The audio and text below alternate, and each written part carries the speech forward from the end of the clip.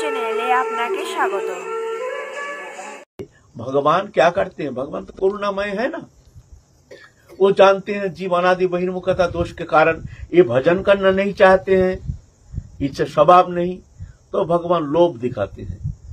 देखो ये कार्तिक नियम करो, इसमें इतना फल मिलता है, अनादिकाल का जन्म जन्म का पाप जल करके भस्म हो जाता है, ये हो जाता है, वो हो जाता है। कोई भी फल कामना लेकर के वो व्रत अनुष्ठान करते हैं, उसको समस्त कामना भगवान पूर्ण कर देते।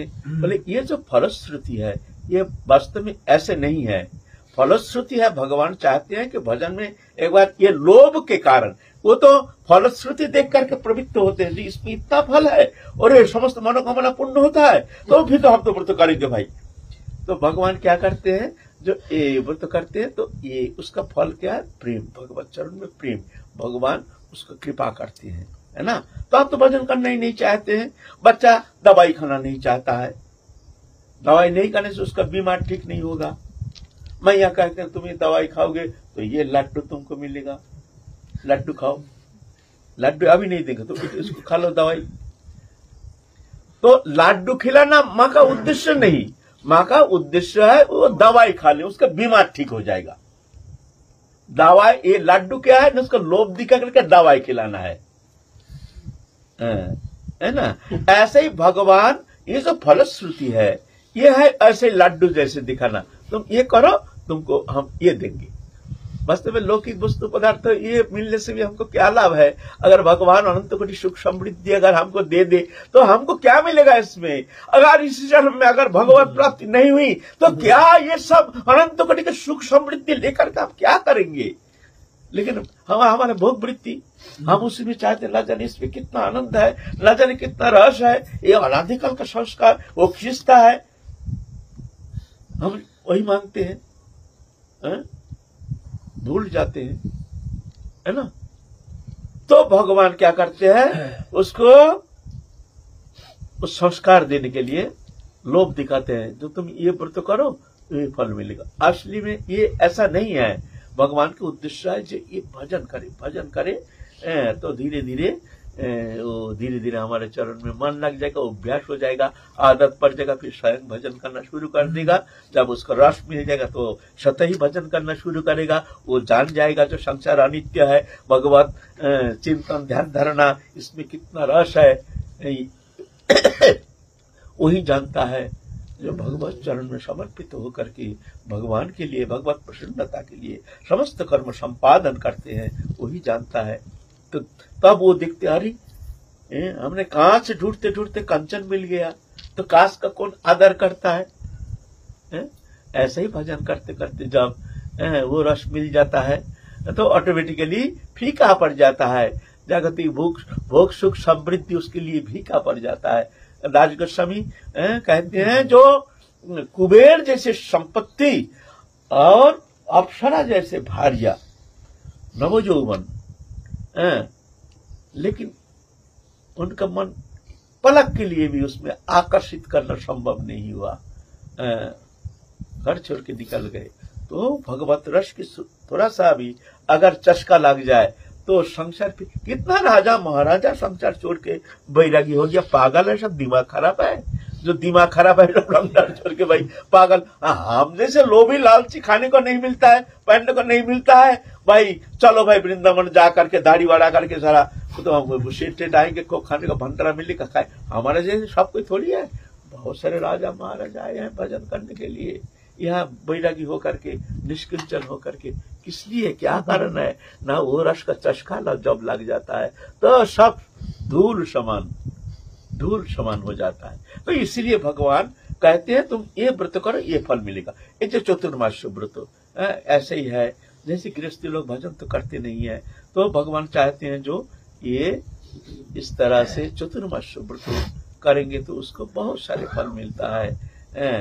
तो करना जरूरी भी है, क्योंकि संसार विषयक जो वस्तु पदार्थ के प्रति उनकी चित्त वृत्ति की जो भी इच्छा है वो पूर्ति के लिए भी वो कोशिश करते हैं जो हमको वही चतुर्मास्य व्रत करना है। वास्तव में इसका फल है भगवत चरण में भक्ति। तो हम लोग कहे हैं जो ये जो चतुर्मास्य व्रत है उसके अंदर नियम सेवा व्रतो, ये कात्यायनी व्रतो, ये व्रतो गोपी ने किए थे। सब गोपियां, ब्रज गोपियां कृष्ण प्राप्ति लालसा लेकर के, इसीलिए इसको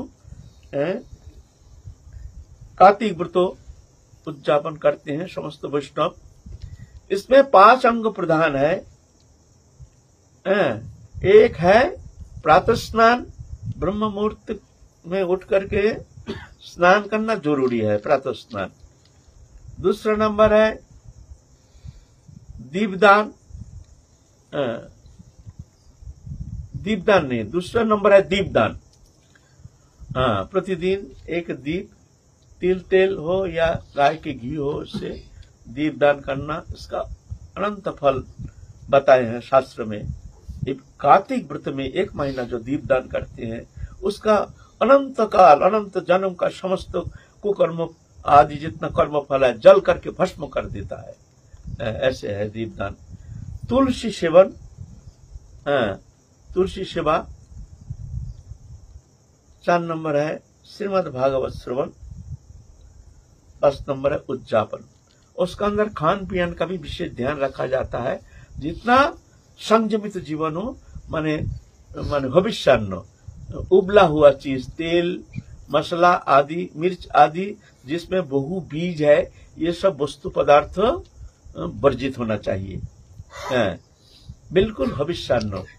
थोड़ा कठिन है, लेकिन ऐसे व्रत धारण करने से बहुत प्रसन्न होते हैं भगवान।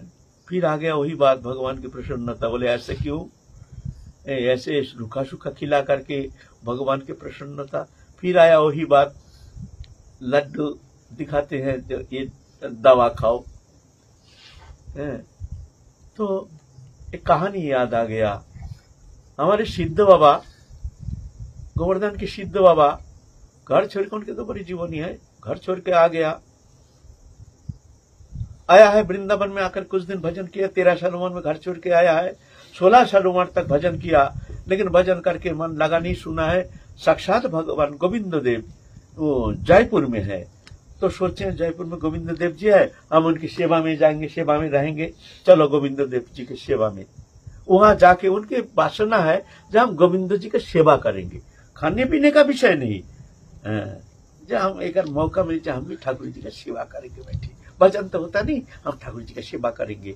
तो वहां के जो परिचालक थे उनसे जाके प्रार्थना की है, हमको ये गोविंद जी का सेवा मिल जाए। अच्छा अच्छा, बढ़िया ब्राह्मण शरीर है, अच्छा तुम सेवा में लग जाओ। बहुत दिन सेवा किए और वहाँ बढ़िया बढ़िया लड्डू खाया है गोविंद जी का, घी का लड्डू, गाय का घी का, बड़ा टेस्टी।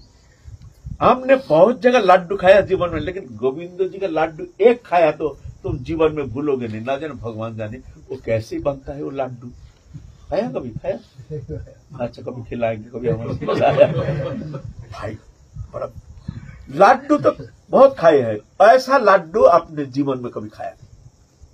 और बढ़िया बढ़िया खा करके उनकी इंद्रिय चंचलता बढ़ गई, इंद्रिय लालसा। ये दोष नहीं, ये तो स्वभाव है।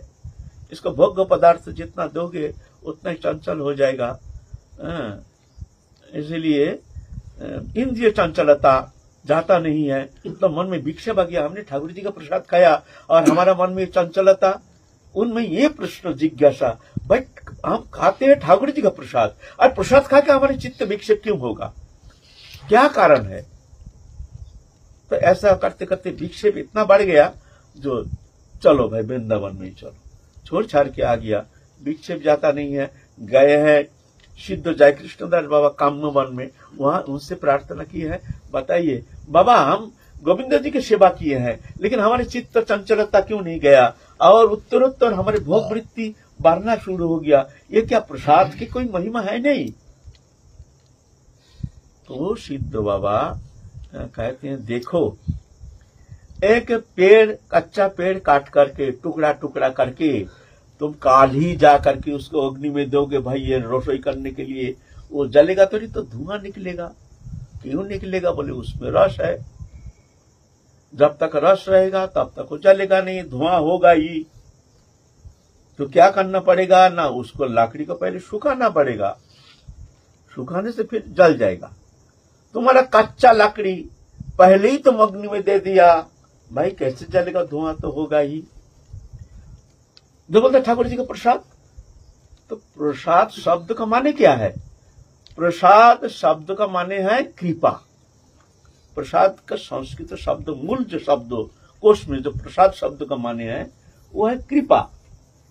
और कृपा प्राप्ति के लिए चरणोदक वो भी प्रसाद, आशीर्वाद वो भी प्रसाद, चरण रज वो भी प्रसाद, अधरामृत वो भी प्रसाद, सब प्रसाद।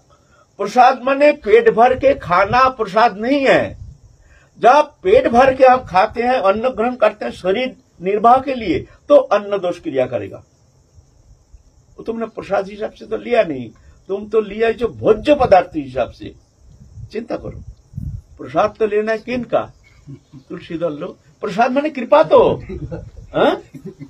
तो कृपा तो माने, तो फिर हम प्रसाद इसको क्यों कहते ना? ये प्रसाद जो है अमृतमय है, भगवान का आधार अमृत संलग्न होकर के आया है, इसलिए ये प्राप्त होने से उसका अनंत बहुत सारे महिमा कीर्तन किए हैं। तो हमको लेना है, कैसे लेना है ना? किंचित लेना है। उसमें प्रसाद लेने का जो महत्व है मिल जाता है। और जब उसको तुम भोज्य पदार्थ हिसाब से अपने इंद्रिय लालसा को लेकर के पेट भर के ठोस ठोस के खा रहे हो, तो वहां अन्न गुण क्रिया करेगा। तुम तो प्रसाद हिसाब से उसको लिया नहीं। जस्य प्रसादात भगवत प्रसादो जस्य प्रसादान्न गति कुतोपि। जस्य प्रसादात भगवत, जिनके प्रसाद माने कृपा, भगवत कृपा। जस्य प्रसादात न गति अप्रसादात न गति कुतोपि, जिनके अप्रसन्नता से कोई गति नहीं। तो प्रसाद शब्द को माने कृपा। जस्य प्रसादात भगवत प्रसादो, जिनकी कृपा ही भगवत कृपा। दयानुस्तवंस्तस्य यशस्त्र संगं वंदे गुरु श्री चरणारविंदम। ये कृपा हम लोग प्रसाद का गलत माने करते हैं। जहां तहां पा लिया, खा लिया, कोई शेड दिया है, ना जाने कैसे वस्तु पदार्थ हो, उसका कोई ठिकाना नहीं। जाति दोष, अन्न दोष इत्यादि दोषपूर्ण होता है। बहुत सारे द्रव्य, आश्रय दोष, जाति दोष, निमित्त दोष, 3 प्रकार दोष दुष्ट है। अन्न दोष, हाँ, भोग लगाया, तुम खा लिया, ऐसा थोड़ी होता है। भगवान खा लिया, दे दिया, कहीं शुद्धता नहीं, कहीं कुछ नहीं। कैसे कमाया, वो चोरी का पैसा है कि उसको लुटेरा का पैसा है, कोई ठिकाना नहीं। बनाया वो भी दुष्ट जो है, हमारे जैसे दुष्ट बुद्धि, मन बुद्धि चित्र असंयमी, और ऐसे रसोई की है अश्रद्धा के साथ। आराम कहती है प्रसाद खाने से एकदम हमारा निवृत्ति हो जाए, ऐसे तो नहीं है। उसका सम्मान करना है, एक किंचित ले लो। सिद्ध बाबा कहते हैं देखो, ऐसे हमारे चंचल इंद्रिय है, प्रसाद है, ठीक है, उनका किंचित ले लो, लेकिन पहले ये तुम्हारे जो ये लकड़ी है ना, इसको पहले सुखाओ, नहीं तो जलेगा नहीं। अगर जलाना चाहते हो तो पहले इसको सुखाना पड़ेगा। तो क्या करें? तो बोलता है आप इसको संयम करो, जीवा संयम, पहले जीवा संयम, फिर समस्त इंद्रिय संयम, खाना पीना कम, ये मामला है। तो हमारे तो सिद्ध बाबा फिर जाकर के डोन वन में जाकर के क्या खाना शुरू किया है? ने अंगा बनाते थे, नंदगाम से भिक्षा लेकर के उसमें नीम की पत्ती दे देते थे, दे करके उसको बिना नमक का थाप करके जला करके खाते थे। और ज्यादा नीम पत्ती खाने से वो उसका रिएक्शन करता है। ऐसे रिएक्शन कर गया, आंख में दिखना बंद हो गया, अंधा हो गया। अंधा हो गया तो राधा रानी अंधा अवस्था उसमें पड़ा है, खाना नहीं पीना नहीं, कुंडा के जाता है, जाते जा करके पानी पी करके रह जाता है। राधा रानी, ललिता जी जा रही है, राधा रानी कहती है अरे ललिता तो कृपा कर। ललिता जा करके उनको कृपा किए हैं, आंख में अंजन लगा दिया, नाम मात्र बाबा आंख मूंद ले, मैया ने अंजन भेज दिया, आंख ठीक हो जाएगा। अंजन भेज दिया, अंजन लगा, कुछ समय पीछे आंख खोला, देखते दिव्य सुगंध से भर गया है, कोई नहीं, फिर बहुत रोए, फिर राधा रानी स्वप्नादेश किए हैं, जो हम ही तेरे को दर्शन दिए हैं, ऐसे किए हैं, तू जा गोवर्धन में जाएगा। कहने की बात है, इस तरह से इंद्रिय को सुखाना पड़ेगा, चाहे स्त्री हो चाहे पुरुष हो। जो भजन करने आए हैं पहले स्थिति में उसको इस तरह से सुखाना पड़ेगा। इसीलिए हमारे चतुर्मास व्रत, हम जो ये जो रूखा सूखा खाना, एक बार खाना, कोई पानी पी के रहता है, एक जन है वो कार्तिक व्रत में पानी पी के रहते, एक गृहस्थी गोवर्धन में 1 महीना पानी पी के रहता है, 1 महीना। थोड़ा चाय लेता है जरूर, लेकिन गाय गृहस्थी, चिंता नहीं कर पाओगे। बहुत सारे साधु है, कोई मठा पी के रहता है, कोई थोड़ा सा दूध पी के रहता है, कोई थोड़ा ऐसे कठोरता क्यों नहीं? इंद्रिय सुखाने के लिए भगवान एक ऐसे ही करके दिखाते हैं, जिसमें ये फल है, ये फल है, ये फल है, दिखाते हैं लड्डू, ये करो तो कोई लड्डू मिलेगा। माने इस तरह से इंद्रिय को सुखाने से फिर धीरे धीरे समस्त इंद्रिय वृत्ति जो ये संकुचित हो जाता है, फिर जाके उस शुद्ध मन में भगवत स्मृति जागृति रहती है। ये भगवान कृपा करने के लिए ये सब व्रत ऐसे फलश्रुति दिए हैं। वास्तव में भगवान करुणामय है, भोग वृत्ति छोड़ेगा नहीं तो क्या करे? तो भगवान को बहाना बनाना पड़ता है, फलश्रुति देकर के कार्तिक व्रत करो, इसमें रूखा सूखा भूखे रहो और भूखे मरो तो ये फल मिलेगा। वास्तव में ये इंद्रियों को संयमित करने के लिए तो करता नहीं है ना, इसीलिए ये धीरे धीरे अभ्यास हो जाता है। अभ्यास करते करते करते करते करते करते इंद्रिय जब सूख जाता है वृत्ति, तो जाके अंतःकरण शुद्ध होता है, फिर शुद्ध मन में भगवत स्मृति जागृति रहती है ना। चित्त शुद्धि बिना शरणांग न भवती, जब तक चित्त शुद्ध नहीं होता है तब तक भगवत स्मृति चिंतन होना संभव नहीं है। तो ये शुद्धिकरण कैसे होती है? न इंद्रिय निग्रह, खाना पीना, पहले जीवा संयम, खाना पीना बहुत सूखा सूखा, कम से कम ऐसे है ना। तो इस तरह से चतुर्मास व्रत, तेल घी तो चलेगा, लेकिन नाम मात्र ये नहीं। तो घी चलता है तो घी में हम बढ़िया तरह से पूरी छेक करके, बड़े सारे हलवा बना करके, ऐसा नहीं, नाम मात्र ऐसे चलेगा। सोडा नमक चलेगा, काली मिर्च चलेगा, ऐसा मिर्च नहीं चलेगा। और जिस फल में, सब्जी में बीज है ज्यादा, वो वर्जित है। जैसे मान लो तोरई है, कोयला है, घिया है, बैगन तो बिल्कुल चलता ही नहीं है। ऐसे अभिषन्न जैसे करके मानपत्र धारण करके भगवान का नाम ज्यादा से ज्यादा जितना किया जाए। कोई कोई मौन व्रत ले लेते हैं, कोई तो नक्त व्रत ले लेते हैं, सारा दिन अंत एक बार भजन करते हैं, कोई कोई अपने सामर्थ्य अनुसार, अपने रुचि अनुसार कोई की व्रत धारण करते हैं, ऐसे हैं। तो ये 5 अंग प्रधान है। इस तरह से कार्तिक व्रत उद्यापन करना बहुत जरूरी है। सब जो भी भगवत उपासना करते हैं, भगवत भक्त हैं, उनके लिए ये विधि पालन करना बहुत जरूरी है। शास्त्र में कहते हैं, हमारे हरिभक्ति विलास में, जो वैष्णव भगवत चरण में समर्पित होकर जो कार्तिक व्रत पालन नहीं करते, कोई अंग याजन करते नहीं है, कोई प्रकार विधि निषेध पालन नहीं करते हैं, वो वैष्णव नहीं ऐसा कहते हैं। कुछ ना कुछ अपने सामर्थ्य से, ऐसे नहीं जो तुम खाना पीना छोड़ दो। ये 5 जो अंग है, कम से कम कुछ ना हो, ये 5 अंग करना।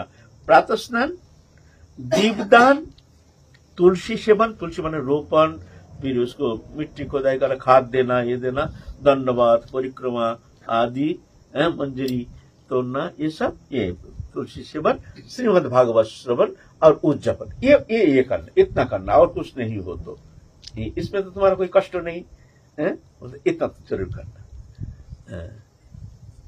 ठीक है, हम लोग छोटा तो जी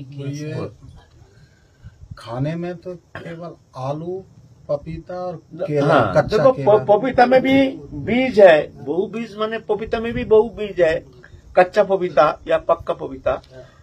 ये देखो, बहु बीज खाने का माना क्या है, इसका कारण क्या है? जो सब्जी हो या फल हो, बहु बीज जिसमें है उसमें कीड़ा जरूर लगेगा, तोरई वो कीड़ा लगेगा, बैगन वो तो कीड़ा तो हर बैगन में है, लौकी कीड़ा लगता है, कोयला एकमात्र पपीता उसमें कभी कीड़ा लगता नहीं है, वो सड़ जाएगा गल जाएगा, कीड़ा नहीं लगेगा। इसीलिए बहु बीज के अंदर पपीता को अलाउ किया गया। पपीता तुम खा सकते हो, कच्चा पपीता हो पक्का पपीता हो, ये मामला ये है, इसीलिए बहु बीज माना है ना। तोरई बाद ये आलू ले सकते हो, और अरबी, मीठा आलू, ये सब ले सकते हो। बस इतने, और ज्यादा नहीं पता। घी, दाल ले सकते हो, दाल मूंग दाल, सब दाल नहीं, सिर्फ मूंग दाल, चावल ले सकते हो, रोटी ले सकते हो। तेल मिर्च मसाला चलेगा नहीं, वहाँ काली मिर्च सौंधा नमक चलेगा, ऐसा नमक नहीं चलेगा। और फल फूल चलेगा, दूध दही चलेगा।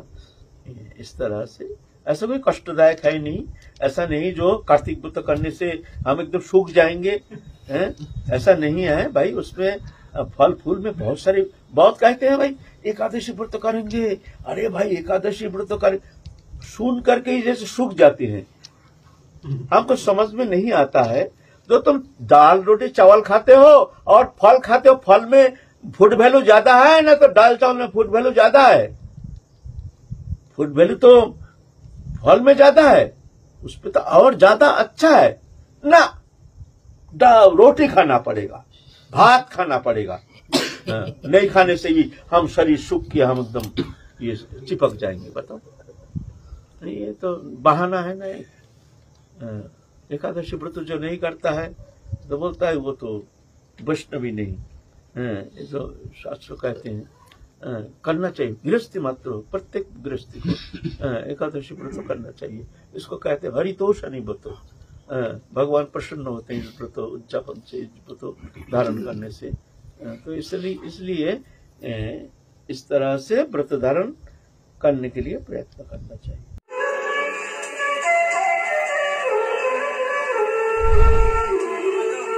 চ্যানেলটি ভালো লাগলে লাইক